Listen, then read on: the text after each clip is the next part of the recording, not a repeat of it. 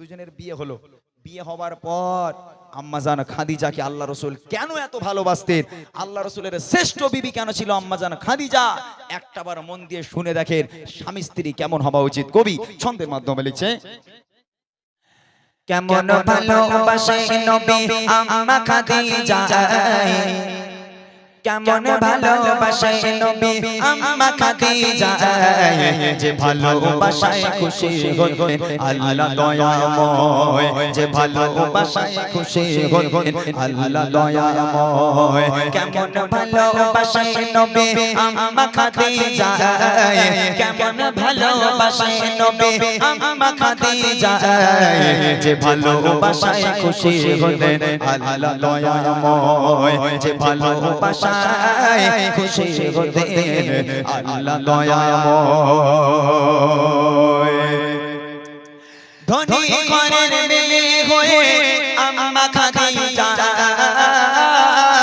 নবীর কাছে এসে পালয় করে বোঝেনিকা। ধনী ঘরের মেয়ে হয়ে আম্মা খাদিজা নবীর কাছে এসে পালয় করে বোঝেনিকা।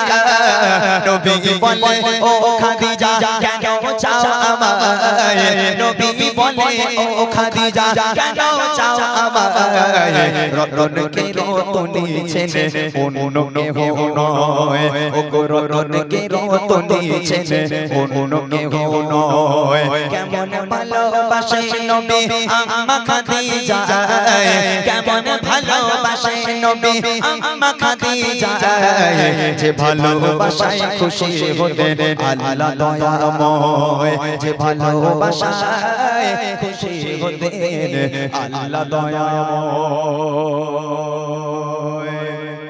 দিনের দাওয়াত দিতে গেলেন নবী, কোনদিন রাত 12টা, কোনদিন 1টা, কোনদিন 2টোর সময় আল্লাহ রসুল বাড়িতে আসতো। দরওয়াজার সামনে দাঁড়িয়ে আসসালামু আলাইকুম বলে একবার দরজায় টোকা মারবে, এরকম একবার টোকা মারবে। কোনদিন আল্লাহ রসুল দরওয়াজার সামনে দাঁড়িয়ে দুবার এরকম টোকা মারার প্রয়োজন হয়নি। আল্লাহ রসুল বাড়িতে এলো, একবার দরজা টোকা মারলো, সঙ্গে সঙ্গে দরজা খুলে গেল। আল্লাহ রসুল বলছেন, ও খাদিজা তুমি কি ঘুমাও না, তুমি সারা রাত ঘুমাও না? আমি দরওয়াজায় টোকা মারার সাথে সাথে তুমি কেমন করে দরওয়াজা খোলো খাদিজা, তুমি কি ঘুমাও না?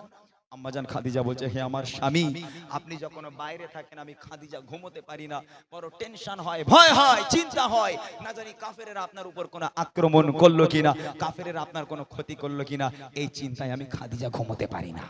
আমার মায়েরা পারবে? হ্যাঁ, ছেলেরা যদি 1টার সময় কি 12টার সময় যদি বাড়ি এসে ওইরকম একবার দরজা টোকা মারে, ও আল্লাহ একবার কেন দরজায় ঘুষি মেরে লাথি মেরে দরজা ভেঙে গেল, মাঝখান থেকে ফেটে গেল, আমার মায়েদের আর সে ঘুম ভাঙে না, সে জান্নাত থেকে ঘুরে বেড়াচ্ছে, উতি বলে আমার স্বামীকে আমি খুব ভালোবাসি। তাহলে আল্লাহ রসুল এবং আম্মাজান খাদিজা কেমন ভালোবাসতো? কবি বলছে, দিনের দাওয়াত দিতে নবী যায় গো দাঁড়ে দাঁড়ে, অপেক্ষাতে বসে থাকে বিবি নিজের ঘরে। দিনের দাওয়াত দিতে নবী যায় গো দাঁড়ে দাঁড়ে, অপেক্ষাতে বসে থাকে বিবি নিজের ঘরে। দরজা টোকা দেবার সাথে দরজা খুলে যায়, দরজা টোকা দেবার সাথে দরজা খুলে যায়। বিবি বলে আপনি ছাড়া ঘুম নাহি হয়, ও গো বিবি বলে আপনি ছাড়া ঘুম নাহি হয়। কেমন ভালোবাসে নবী আম্মা খাদিজা, কেমন ভালোবাসে নবী আম্মা খাদিজা, যে ভালোবাসায় খুশি হতেন আল্লাহ দয়াময়, যে ভালোবাসায় খুশি হতেন আল্লাহ দয়াময়। একদিন রাতের বেলা বাড়িতে এলো, দরওয়াজায় টোকা মারলো, দরজা খুলে গেল, আম্মাজান খাদিজা সামনে দাঁড়িয়ে আছে। আল্লাহ রসুল আম্মাজান খাদিজাকে দেখে হাউ হাউ করে কেঁদে ফেলেছে। কেন জানেন? আল্লাহ রসুল দেখছে মা খাদিজা দাঁড়িয়ে আছে, খাদিজার জামাটা এমন ভাবে ছেঁড়া, এমন ভাবে ছিঁড়ে গেছে, এমন ভাবে ছেঁড়া খাদিজার জামাটা, আল্লাহ রসুল দেখে কেঁদে ফেললো। এমন ভাবে ছিঁড়ে গেছে, ও জামা সেলাইও করা যাবে না, তাবলিও মারা যাবে না। আম্মাজান খাদিজা আল্লাহ রসুলকে জড়িয়ে ধরেছে, হে আমার স্বামী আপনি কাঁদছেন কেন? আল্লাহ রসুল কাঁদতে কাঁদতে বলেছিল, খাদিজা তুমি কোন ঘরের মেয়ে, তোমার আব্বা জানেন এত সয় সম্পত্তি, এত জায়গা জমির মালিক তোমরা, এত সোনা দানার মালিক, সব সোনা দানা গুলো এনে আমি নবী আমার পথে তুমি কুরবানি করে দিয়েছো। আজকে তোমার অবস্থা দেখো খাদিজা, তোমার জামাটা এমন ভাবে ছিঁড়ে গেছে, আমি স্বামী হয়ে সেলাইও করতে পারবো না। ও খাদিজা, আমি তোমাকে ভালো রাখতে পারলাম না। আম্মাজান খাদিজা বলছে, হে আমার স্বামী, আমি আপনার কাছে কোনোদিন কষ্ট পাইনি, আলহামদুলিল্লাহ ভালো আছি, তবে আমার 3টে আবদার আছে, রাখবেন? জীবনে দেখে যে চাইনি, 3টে আবদার রাখবেন? আল্লাহ রাসূল বলছে বলো। আম্মাজান খাদিজা বলছে, প্রথম নম্বর আবদার আমার, আমি খাদিজা যখন ইন্তেকাল হয়ে যাব, যখন মারা যাব, দোকান থেকে কাফন কিনে পড়ালে হবে না, তাহলে আপনার এই পিরান, আপনার এই জুব্বা মুবারক আমাকে কাফন করে দিতে হবে। দ্বিতীয় নম্বর আবদার হলো, আমি খাদিজা যখন আমাকে কবরে শোয়াবেন, কবরে শোয়ানোর আগে আপনি নিজে কবরে নেমে কবরের চারপাশটা একবার হাঁটবেন, কেননা আমি খাদিজা বড় কবরের আযাবের ভয় পাই। কবর যদি আমাকে আযাব দেয়, পিষে দেয়, আপনার পায়ে ছাপ থাকলে কবর আমাকে আর আযাব দিতে পারবে না। আর তৃতীয় নম্বর আবদার হলো, মুনকার নেকির ফারিস্তারা যতক্ষণ পর্যন্ত আমার সওয়ালের জবাব না করবে, আমার কবরের ধারে আপনাকে বসে থাকতে হবে, বাড়ি যেতে পারবেন না। এই 3টে আবদার আমার রাখবেন? আল্লাহ রাসূল বলল, খাদিজা তোমার 3টে আবদার আমি মেনে নিলাম। আর আমার মায়ের আবদার করে, ওরে আল্লাহ এরকম আবদার, এই পিরান্তি জুব্বা করে কাফন করে দেবে, ও সামনে এই দেখো সে দিঘায় যাবে বলে, তা কি হলো, মনে নেই যাবে না? রাগ করবেন না, আমি আপনাদের থেকে অনেক ছোট, কিন্তু আমার মায়েদের সঙ্গে আম্মাজান খাদিজার কতটা পার্থক্য বোঝাচ্ছি। কবি লিখছে দেখেন, বিবি বলে ও গো স্বামী, মরণের পরে কবর শোয়াবেন আমায় জুব্বা কাফন করে, কবরের চারিপাশে ঘুরবেন হেঁটে হেঁটে, কবর জানো নাই পারে আমায় পিষে দিতে, থাকবে বসে ফারিস্তাদের সওয়ালের সময়, থাকবে বসে ফারিস্তাদের সওয়ালের সময়, কবরের কঠিন আযাব বড়ই ভয়ের হয়, ও কবরের কঠিন আযাব বড়ই ভয়ের হয়। কেমন ভালোবাসে নবী আম্মা খাদিজা, কেমন ভালোবাসে নবী আম্মা খাদিজা, যে ভালোবাসায় খুশি হবেন আল্লাহ দয়াময়, যে ভালোবাসায় খুশি হবেন আল্লাহ দয়াময়। ইন্তেকাল হয়ে গেল, আম্মাজান খাদিজা মারা গেল। প্রথম নম্বর আবদার, পিরান কাফন করতে হবে, আল্লাহ রাসূলের পিরান দিয়ে কাফন করানো হলো। দ্বিতীয় নম্বর আবদার, কবরে নামতে হবে, আল্লাহ রাসূল কবরে নেমে কবরের চারপাশটা একবার হাঁটলো, হাঁটার পর এবার আম্মাজান খাদিজাকে কবরে শোয়ানো হলো। শোয়ানোর পর এই মুখটাকে কোন দিকে রাখতে হয়? কিবলার দিকে। তো যখন আম্মাজান খাদিজাকে শোয়ানো হলো, এই মুখটাকে নিয়ে যতবার কিবলার দিকে ঘোরানো হয়, অটোমেটিক মুখটা আসমানের দিকে হয়ে যায়।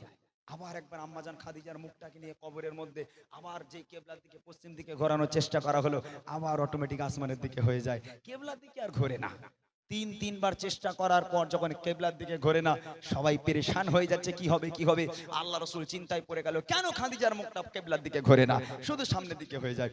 আল্লাহ পাক খবর পাঠালো, আমার বন্ধু চিন্তা করবেন না, চিন্তার কারণ নেই, আমি আল্লাহ খাদিজাকে এত ভালোবাসি, আমি আল্লাহ চাই না খাদিজার মুখটা কিবলার দিকে হয়ে থাক, কেননা খাদিজা দ্বীন ইসলামের জন্য, কোরআনের জন্য আমি আল্লাহ আমার জন্য এত রক্ত ঝরিয়েছে, এত কুরবানি করেছে, এত কষ্ট করেছে, আমি আল্লাহ খাদিজার উপর এত খুশি হয়ে গেলাম। আমি আল্লাহ চাই না খাদিজার মুখটা কিবলার দিকে থাক, আমি আল্লাহ চাই খাদিজার মুখটা আসমানের দিকে হয়ে থাক, যাতে করে আমি আল্লাহ আরশে মুআল্লায় বসে বসে আমি আবার খাদিজাকে প্রতিনিয়ত দেখতে পারি। একবার জোরে বলুন, জোরে বলবেন না সুবহানাল্লাহ। কি ভালোবাসে আমার আল্লাহ আম্মাজান খাদিজাকে, যার মুখটা কিবলার দিকে নিল না, আল্লাহ নিজেই সামনের দিকে করে নিল, যাতে করে আল্লাহ আরশে মুআল্লায় বসে বসে কবরের ভেতর থেকে আম্মাজান খাদিজাকে সব সময়ের জন্য দেখতে পারে। এটাই হলো সেই খাদিজা। কবি লিখছে, যত সবাই খাদিজাকে কিবলাতে মুখ করে, তত পারে আসমানের ওই দিকে যায় যে ঘোরে, যত সবাই খাদিজাকে কিবলাতে মুখ করে, তত পারে আসমানের ওই দিকে যায় যে ঘোরে।